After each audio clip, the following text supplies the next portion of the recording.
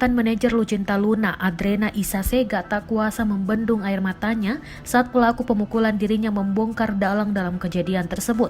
Dalam sebuah jumpa pers yang digelar di kantor pengacara Elsa Sharif, kedua pelaku meminta maaf dan mengaku Nikita Mirzani sebagai otak di balik pemukulan Isasega.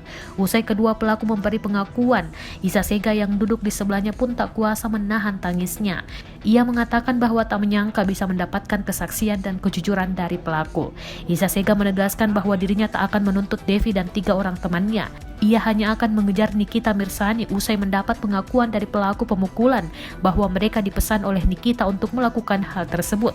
2 orang di antara 4 pelaku yang diduga melakukan tindak pemukulan pada Isasega di kawasan Kalibata City, Jakarta Selatan sudah mengakui perbuatannya. Bahkan keduanya membeberkan bahwa mereka dipesan oleh Nikita Mirzani untuk melakukan tindakan pemukulan pada Isasega. Sekedar informasi, jumpa pers dihadiri oleh Isasega, Indra Tarigan, Kike The Potters, dan Medina Moesa. Mereka adalah orang-orang yang pernah berseteru dengan Nikita Mirzani. Saat menggelar jumpa pers terkait kasus pemukulan yang ia alami di Kalibata City beberapa waktu lalu, mantan manajer Lucinta Luna, Isasega, membawa rekan-rekannya. Ia juga menghadirkan 2 orang pria yang mengaku sebagai teman dari pelaku tindak pemukulan.